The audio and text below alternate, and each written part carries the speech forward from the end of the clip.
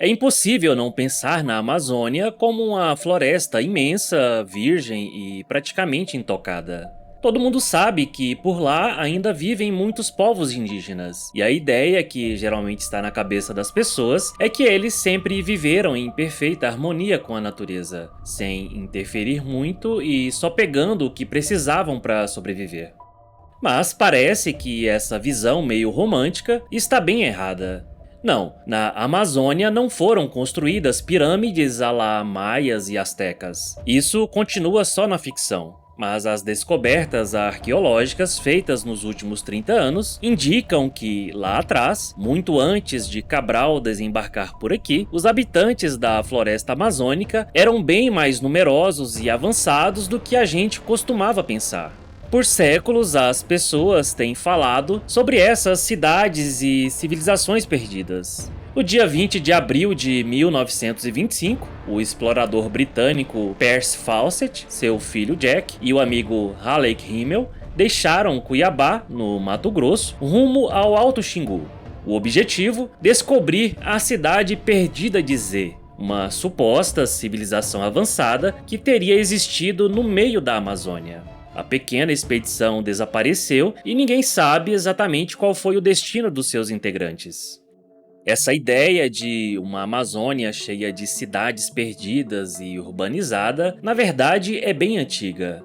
Mas, com o avanço da arqueologia científica no século XIX, surgiu a ideia de que o clima quente, as chuvas frequentes e o solo pobre em nutrientes tornavam impossível o desenvolvimento de qualquer civilização na Amazônia. Acreditava-se que não dava para cultivar comida o suficiente para sustentar muitas pessoas.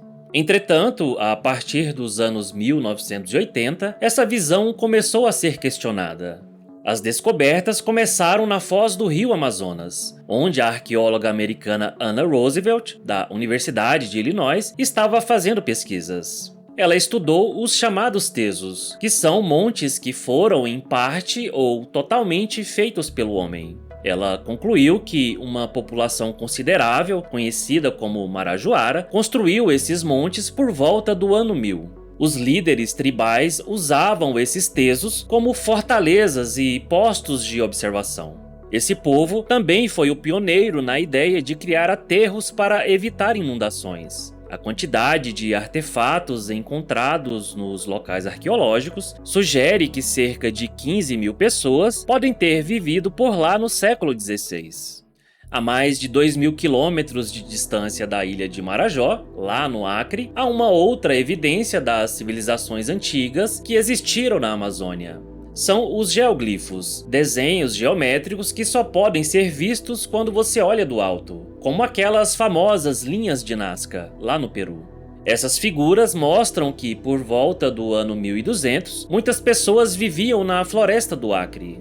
Esses desenhos são quadrados, retângulos e losangos, e alguns deles chegam a ter 300 metros de largura e são cercados por valas que têm até 3 metros de profundidade. Muitos deles foram descobertos só recentemente, quando a área foi sendo desmatada. Antes disso, eles estavam totalmente escondidos debaixo das árvores. Já no Alto Xingu, pesquisas lideradas pelo arqueólogo Michael Heckenberger estão mostrando que a Amazônia já teve uma versão urbana. Em colaboração com os membros da etnia Cuicuro, eles dizem ter encontrado uma série de antigas vilas. A maioria delas existiu antes dos europeus chegarem. Essas comunidades eram bem organizadas em grandes círculos e podiam abrigar milhares de pessoas. Elas eram cercadas por valas largas e profundas e tinham cercas ao redor. Além disso, eram conectadas por estradas largas, algumas com até 40 metros de largura. Essas cidades surgiram por volta do século IX e atingiram o seu auge cerca de 400 anos depois, no século XIII. Em seu auge, algumas dessas vilas abrigavam mais de 2.000 moradores. Não se sabe exatamente como essas vilas desapareceram, mas é possível que muitas delas tenham entrado em colapso antes mesmo da chegada dos europeus. Existem evidências de que os índios que viviam nessas super-aldeias amazônicas tiveram um grande esforço para sustentar sua população, que somava mais de 50.000 pessoas. Imagens de satélite mostraram áreas de floresta que provavelmente eram usadas para plantações ou pomares. E ainda hoje, na região, há trechos de floresta que produzem frutas comestíveis em quantidades muito maiores do que o normal. Provavelmente resultado das técnicas de manejo da floresta pelos nativos que selecionavam as plantas mais frutíferas para o seu sustento. Heckenberger diz que é como se esses antigos habitantes do Xingu tivessem um jeito diferente de se organizar. Em vez de colocar todos em um único grupo, o que não seria sustentável, eles viviam em vilas menores e separadas, mas que estavam conectadas por estradas que permitiam o comércio e o compartilhamento cultural.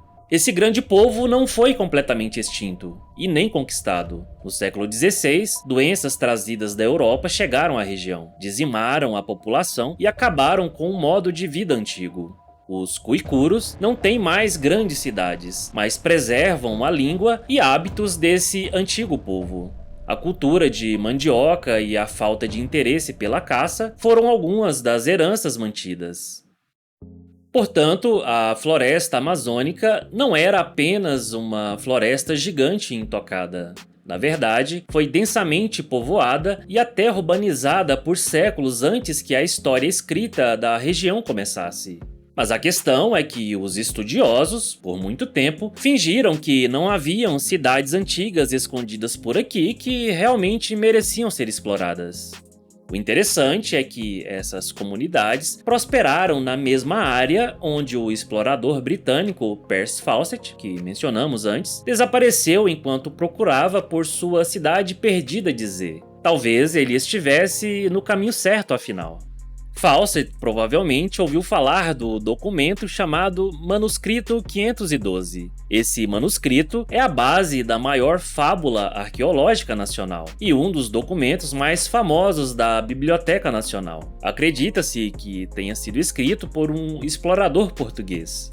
Segundo esse documento, em 1753, um grupo de exploradores descobriu os restos de uma cidade antiga, com arcos, uma estátua e até um templo com hieroglifos. Mas o documento não revelou onde essa cidade estava localizada.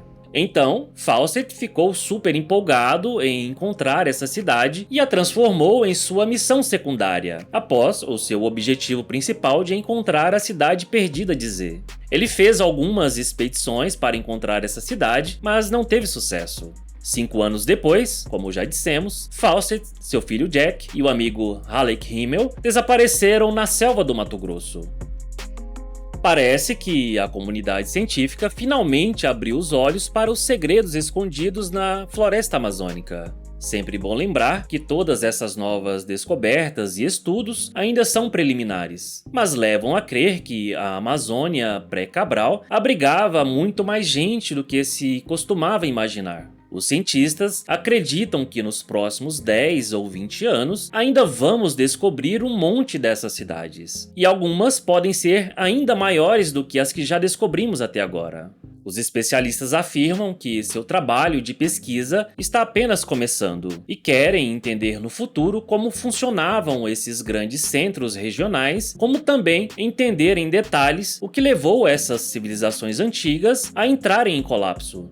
Mas aqui é onde as coisas ficam um pouco tristes. A região amazônica está mudando rapidamente. O desmatamento, a agricultura, pecuária e produção de energia estão transformando esse lugar incrível. E essas áreas intocadas, com relíquias antigas, não vão permanecer intocadas por muito tempo. Então, é uma corrida contra o tempo para documentar e preservar o que resta do nosso passado antes que seja perdido para sempre.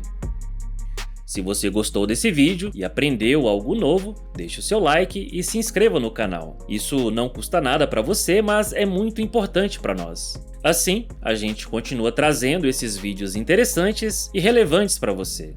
Obrigado por assistir até aqui, até a próxima!